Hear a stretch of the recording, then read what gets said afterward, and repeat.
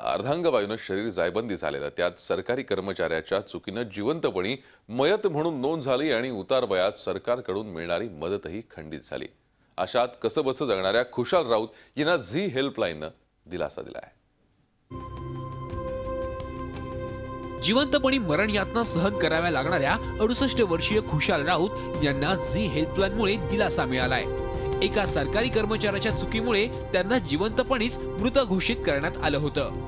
तिरोडा तालुक्यातील मुंडीकोटा गावात राऊत आपल्या पत्नीसह गेल्या अनेक वर्षांपासून राहतात। 2 वर्षांपूर्वी त्यांना अर्धांगवायूचा झटका आला आणि ते अंथरुणाला खिळले।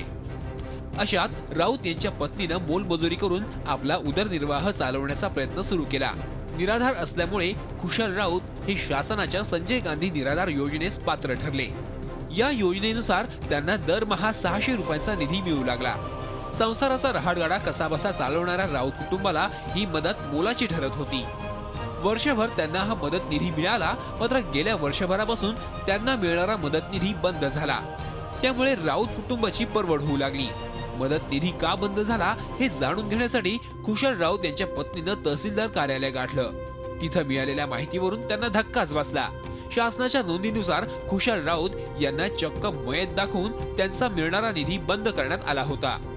1 वर्ष का 1.5 वर्षात बंद झाले। आता आमचे पोरं नाही, बारं नाही, आम्ही का करावं? आम्ही एक भान केला आपल्या घरच्यानं, आपल्या जीवाला पाळला। सरकारी बाबूनं केलेली चूक दुरुस्त करून आपल्या पतीला पुन्हा योजनेचा लाभ मिळावा यासाठी सुगर्था राऊत यांनी तहसीलदार कार्यालयातील कर्मचाऱ्यांकडे विनवण्या केल्या, मात्र त्याचा काहीच उपयोग झाला नाही। राऊत कुटुंबावर होणारा अन्याय पाहून काही स्थानिकांनी झी हेल्पलाईनशी संपर्क साधला। आमच्या प्रतिनिधींनी राऊत कुटुंबाची भेट घेतली। त्यानंतर ग्रामपंचायत आणि तलाठी कार्यालयात जाऊन जन्ममृत्यूच्या नोंदी तपासल्या।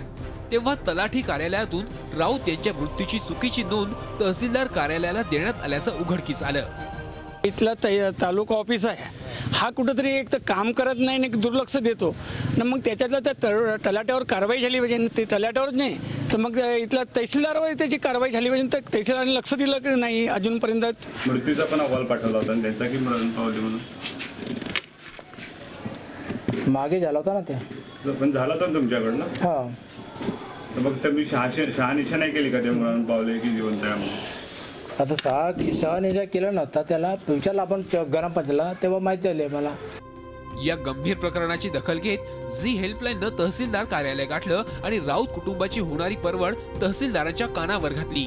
यावर तहसीलदार संजय नागटिळक यांनी तातडीनं तलाठी कार्यालयातून अहवाल मागवून घेण्याच्या सूचना दिल्या। तसंच राऊत कुटुंबाचं अनुदान पुन्हा सुरू करण्यात येईल असं आश्वासनही झी हेल्पलाईनला दिलं। तलाठी अहवालावरून आपण प्राप्त झाल्यानंतर जुलै-ऑगस्ट पासून संबंधिताचे अनुदान सुरू केलेले आहे व ज्या कालावधीसाठी त्याचे अनुदान बंद होते त्या कालावधीत आपण अनुदान त्या संबंधित तुम्हाला देणार आहोत। तहसीलदारांनी दिलेलं आश्वासन पाळलं आणि खुशाल राऊत यांना मिळणारा निराधार योजनेचा लाभ पुन्हा सुरू झाला। खुशालजी राऊत यांनी झी हेल्पलाईनकडे दाद मागितली। झी हेल्पलाईनच्या याच्यामुळे त्यांना मागील 1 वर्षापासून पेन्शन जे प्रलंबित झाली होती ती आता पेन्शन मिळण्यास सुरुवात झाली आणि त्यामुळे झी हेल्पलाईनच्या वतीने जे पेन्शन सुरू झाले त्याबद्दल झी हेल्पलाईनचे खूप खूप आभारी आहोत मुंडीकोटावासी। एका सरकारी बाबूच्या हलगर्जीपणामुळे या कुटुंबावर उपासमारीची वेळ आली होती। उतार वयात जगण्यासाठी धडपडणाऱ्या या कुटुंबाला झी हेल्पलाईनमुळे मोठा आधार मिळालाय। आपली छोटीशी चूक एखाद्याच्या जीवावर कशी बेतू शकते याचं हे उत्तम उदाहरण। त्यामुळे सर्वच सरकारी कर्मचाऱ्यांनी याची जाणीव सदैव बाळगायलाच हवी। Madhav Chandankar, Zee media, Gondia. Zee 24 तास रहा एक पाऊल पुढे।